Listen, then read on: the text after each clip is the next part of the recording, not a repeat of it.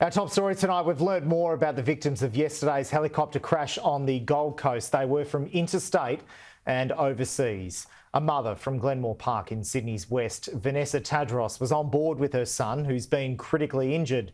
The other deceased victims, the pilot and a couple from the United Kingdom.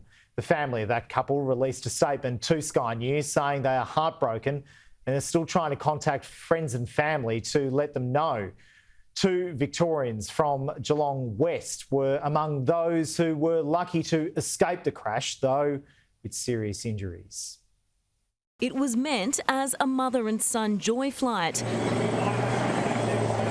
Vanessa Tadros, a 36-year-old mum from Sydney's west, taking her 10-year-old son on an adventure.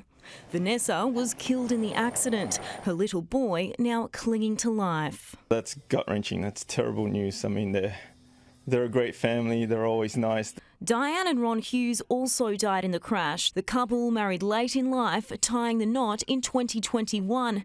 The 57 and 65-year-olds were visiting Australia from the UK. 2 Britons were among 4 people who died when 2 helicopters crashed into each other in Australia. At the controls, SeaWorld's chief chopper pilot, the 40-year-old, also dying in the crash. Ashley Jenkinson, newly married and a father to a 1-year-old boy. He was just starting his life, really. Everything was just going so good for him. He loved flying. His kid loved watching him fly. He loved getting home, and that's all Ash would do. Big guy with a big heart would have done anything for anyone. That big heart leading him to fly into the New South Wales flood zone. Full load.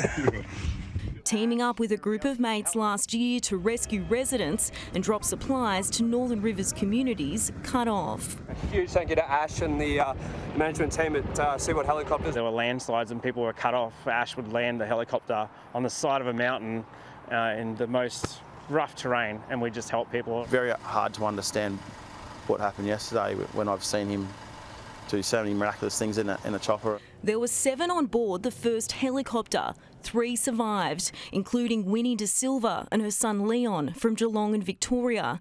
Winnie's husband Neil watched on as the disaster unfolded, unsure in the aftermath whether they'd made it out alive. No one knew anything for, it seemed an eternity, probably an hour and a half. They both suffered serious injuries. Yeah, it was just amazing. I was praying like there's no tomorrow.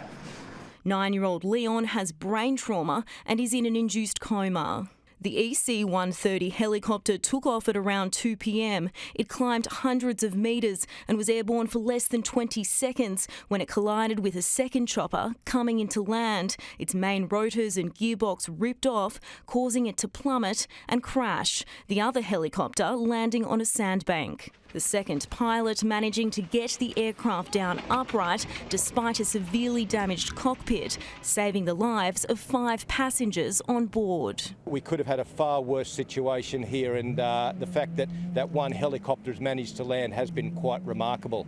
Boaties came to the rescue and say the injured pilot wanted to help his colleague and friend but was overcome with shock, hundreds witnessing the tragedy.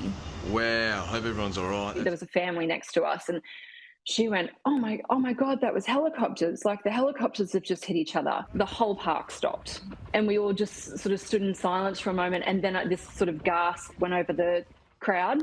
And then we all sort of ran towards the waterfront. Salvage crews today pulled the twin wrecks from the sand, the Australian Transport Safety Bureau leading the investigation. Exactly why this occurred, what was the range of visibility from both the pilots, what was happening inside the cabins at the time, they're the things that will help us piece together potentially what may have been a contributing factor here. A key question which needs answering is why the pilots apparently didn't see each other. This vision shows what appears to be sunlight flashing off the windscreen of the helicopter on takeoff, seconds before it crashes. The flying conditions were perfect on the day, very clear skies. The onus is on the pilots to maintain visual separation. The investigation just the start of a long search for answers into a tragedy that shattered the lives of so many.